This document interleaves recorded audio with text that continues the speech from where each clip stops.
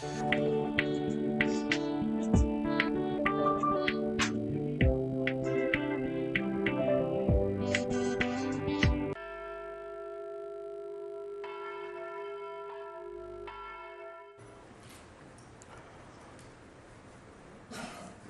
mes chers amis, bonjour chers téléspectateurs, je vous salue tous dans le nom de Yeshua Mashiach. Je suis très heureux de me retrouver encore devant vous ce matin et j'aimerais juste aborder une question en quelques minutes de façon un peu lapidaire sur la prophétie temporelle. Et nous savons d'abord par définition, pourquoi est-ce que j'aimerais parler de cette question? C'est parce qu'il y a dans la chrétienté l'attente du retour de Christ qui, comme vous le savez bien, je le dénonce comme étant une illusion complètement chrétienne parce que cette promesse est complètement avariée il y a de cela des siècles. Alors, la prophétie, d'abord pour commencer, elle annonce d'événements futurs par une personne sous l'inspiration divine et Dieu étant un être infini, étant le maître des temps et des circonstances, lorsqu'il annonce un événement, il ne l'annonce pas de façon aléatoire, mais il parle avec précision en fixant aussi les bornes chronologiques des événements prophétiques. Alors, lorsque nous lisons le dernier livre du canon biblique, qui est celui de l'Apocalypse, nous trouvons que ce livre commence par 2 versets qui sont très capitaux et puis se termine aussi par 2 versets qui sont très éloquents. Le premier verset que nous avons à lire, c'est Apocalypse chapitre 1er, le verset 1er, jusqu'au verset, et le verset 3, nous lisons. Révélation de Yeshua à Mashiach qu'Elohim lui a donné pour montrer à ses serviteurs les choses qui doivent arriver bientôt et qu'il a fait connaître par l'envoi de son ange à son serviteur Jean. Le verset 3 nous dit « Heureux celui qui lit et ceux qui entendent les paroles de la prophétie et qui gardent les choses qui sont écrites, car le temps est proche. » Alors, lorsque nous arrivons alors au chapitre 22, qui est le dernier chapitre du livre d'Apocalypse, le chapitre 22 se termine aussi avec 2 versets qui sont très éloquents. Nous avons le verset 7 et le verset 12 à lire qui nous disent, le verset 7 dit, « Et voici, je viens bientôt, heureux celui qui garde les paroles de la prophétie de ce livre. » Le verset 12 dit, « Voici, je viens bientôt et ma rétribution est avec moi pour rendre à chacun selon son œuvre, selon ce qui est son œuvre. » Alors, en lisant tous ces versets que nous venons de lire, les 4 versets, nous découvrons ensemble avec vous qu'il y a 2 adverbes de temps qui sont mentionnés dans ces versets qui attirent notre attention. Et c'est évidemment bientôt et proche. Alors, rappelons-le par définition que le terme bientôt, lorsque nous lisons dans les Écritures, puisque c'est le Messie qui dit « je viens bientôt », et cela fait pratiquement plus de 2000 ans que ce verset a été écrit, mais il y a des gens qui le lisent encore aujourd'hui et qui projettent cet événement dans le futur. Mais on doit rappeler que bientôt signifie dans peu de temps, ça c'est la définition du terme bientôt, de cet adverbe de temps. Bientôt signifie dans peu de temps, incessamment, peu de temps après, vite ou prochainement, ou encore sans tarder. Ça, c'est d'abord la définition de bientôt. Et ensuite, proche signifie ce qui va bientôt arriver. Donc, regardez déjà dans le terme proche. La définition de proche, c'est qui va bientôt arriver, qui est prêt d'arriver. Alors, parlons d'une prophétie temporelle. Une prophétie temporelle est une prophétie aux bornes chronologiques fixées. Donc, Adonai ne lance pas cette prophétie dans le vide, mais il fixe aussi l'intervalle de temps de la réalisation de cette prophétie. Ce qui évoque aussi que lorsqu'on donne une prophétie temporelle, il y a l'usage des indicateurs temporels exprimés par le marqueur de temps, comme nous venons de lire ici dans ces 4 versets que nous avons lus. Dans un récit prophétique, on trouve les indicateurs temporels qui sont des mots ou encore une expression qui permet de situer l'événement dans la ligne du temps. Alors, pour la prophétie qui concerne la prophétie temporelle, il y a juste 2 modes d'emploi d'une prophétie temporelle.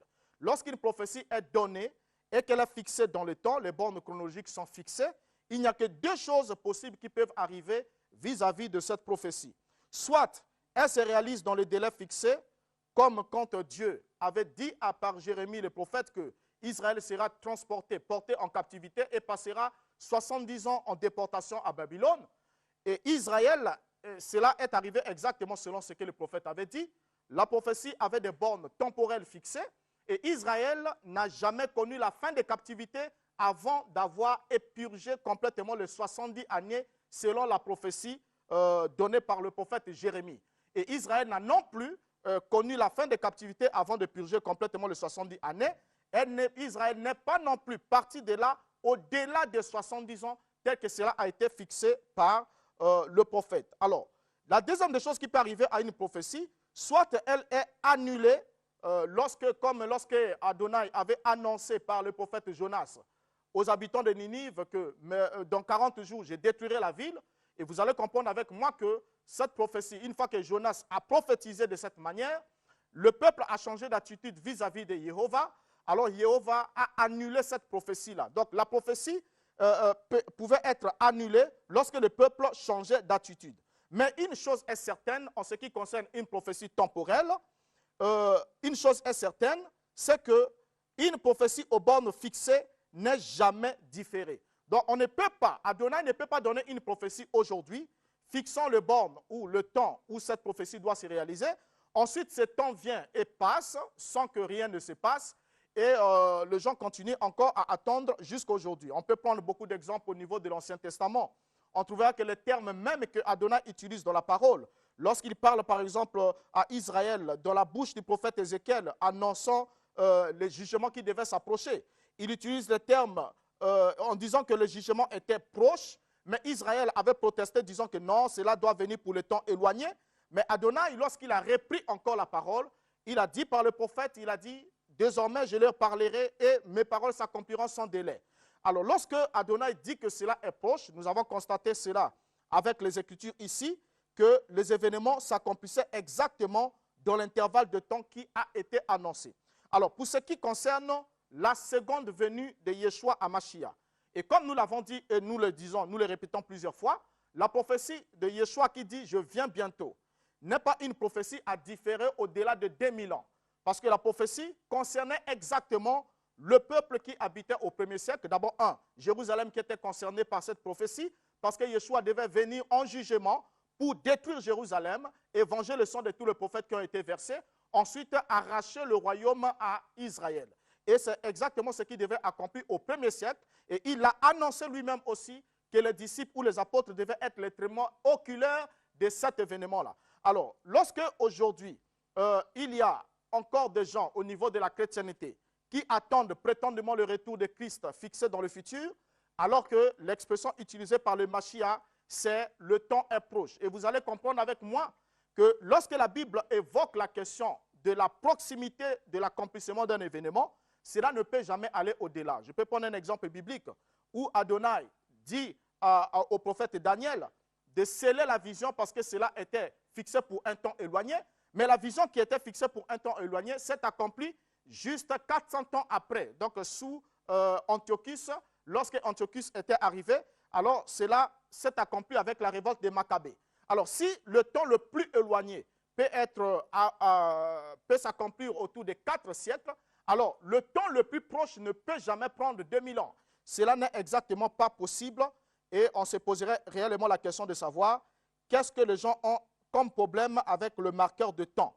Alors si donc le temps éloigné ont correspondu à plus de 400 ans à l'époque de Daniel, selon la prophétie qui a été donnée, alors peut-on alors parler du temps qui est proche après 2000 ans, comme certains prétendus chrétiens le font aujourd'hui en toute ignorance? Alors que Yeshua, 30 ans après qu'il soit monté au ciel, est descendu, il s'est révélé à Jean et lui a parlé et lui a montré que sa venue était proche. Et même les villes qui étaient concernées, même les témoins qui étaient concernés, même les messagers de certains parmi ces églises, où Yeshua pouvait leur dire retiens ce que j'ai, retiens ce que tu as, car je viens bientôt, et si tu ne te réponds pas, je viendrai à toi comme un voleur, et voilà, j'agirai. Donc, il s'adressait aux témoins qui étaient censés être vivants au moment de son avènement.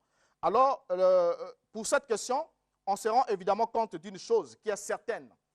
Si Yeshua n'est pas venu exactement dans l'intervalle de temps qu'il avait prévu qu'il viendrait, alors qu'il a rassuré les disciples qu'ils n'auraient pas achevé de parcourir toutes les villes d'Israël, que lui, le Fils de l'homme, serait revenu. Et s'il n'est pas réellement revenu exactement selon la chronologie et le temps qu'il a fixé, qu'il devait revenir pour détruire Jérusalem et arracher le royaume selon la prophétie pour donner à un autre peuple, alors cela poserait un problème sur le reste des paroles qu'il a dit. Parce que le problème ici, c'est quoi? s'il ne peut pas accomplir, il n'a pas pu accomplir une prophétie si marginale, selon vous, qui dites qu'aujourd'hui, voilà, nous attendons la venue de Christ parce que tout le monde projette dans le futur. Il y en a qui chantent, voilà, on attend le retour de Jésus et Jésus viendra nous prendre ici pour nous emmener au ciel. Et pendant ce temps, ceux qui vous ont inventé cette doctrine, qui sont les dispensationalistes, parce que c'est une doctrine qui est juste récente, ça fait juste au moins 3 siècles que cette doctrine a été inventée. Elle n'a pas existé dans la chrétienté durant toute l'histoire, la doctrine selon laquelle il y aura un enlèvement où Jésus viendra prendre les gens pour les emmener vivre au ciel. Alors du coup, cela abrutit complètement les hommes, puisque les mêmes personnes qui vous disent que voilà, Jésus revient bientôt pour vous prendre et vous enlever pour vous emmener au ciel, c'est les mêmes personnes qui vous demandent de cotiser, de verser des énormes sommes d'argent, et pendant ce temps, ils vivent leur paradis sur la terre, ils vivent leur millénium, ils achètent des voitures, ils construisent des maisons, mais ils vous disent non, ne faites plus rien, tout ça là, voilà, parce que vous vous attendez recevoir quelque chose au ciel, alors que ça aussi, le Christ n'en a pas parlé. Alors donc, attendre la réalisation d'une prophétie au-delà des bornes chronologiques fixées par Dieu lui-même, c'est une affaire, c'est une façon de se moquer de celui qui a donné la prophétie. 1. On se moque de Christ. 2. On se moque de celui qui a écrit. Et de 3. On se moque aussi de Dieu. Comme quoi, il a tardé pour accomplir une prophétie, alors que cela n'est jamais arrivé. Donc, une prophétie aux bornes chronologiques fixées ne peut jamais être différée. Elle doit exactement s'accomplir selon le temps qui a été fixé. Vous allez vous rendre compte avec moi que lorsque Daniel écrit la prophétie, on demande à Daniel de sceller la prophétie parce que cela est pour un temps éloigné, mais la prophétie scellée qui devait s'accomplir dans un temps éloigné s'est accomplie 400 ans après. Mais à Jean qui a écrit le livre d'Apocalypse, qui est un livre prophétique, le Christ lui précise ce qui suit. Alors qu'à Daniel, il a été dit de sceller, mais pour Jean, il a été dit de ne pas, il a été interdit de sceller la prophétie. Pourquoi? Parce que l'urgence était là. Il fallait que la prophétie arrive exactement au destinataire parce que l'événement était pressant. Il a dit ceci à Jean dans Apocalypse 22, le verset 10.